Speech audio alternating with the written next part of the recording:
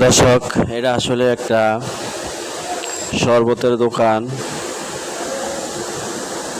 এই জায়গায় আসলে পাবেন যেমন মাডা শরবত, আবার বিটরুট, তারপরে তোকমাই শরবত।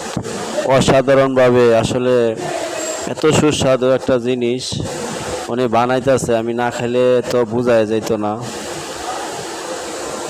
আমি মাডা খেয়েছিলাম, তো এই মাডাটা আমার কাছে অনেক ভালো লেগেছে। উনি নিজ হাতে সব কিছু তৈরি করেন, অনেক প্রায় পরিষ্কার। আসলে এটা হয়েছে আমাদের নরসিংদী ডাঙ্গা বাজার, এই দোকানটা। আমি দেখলাম ওই জায়গায় বিটরুট ওইটা শরবত বিক্রি করে, এবং তোকমাই শরবত, যে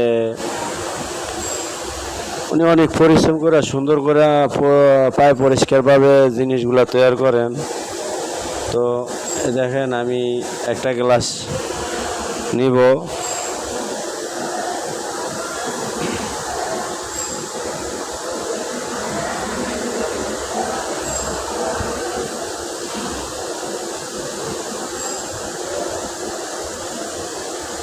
শরবতগুলো অনেক ভালো। এই যে এখন সবাইকে দিয়ে দিবে, এতক্ষণ খাড়াই আছিলাম।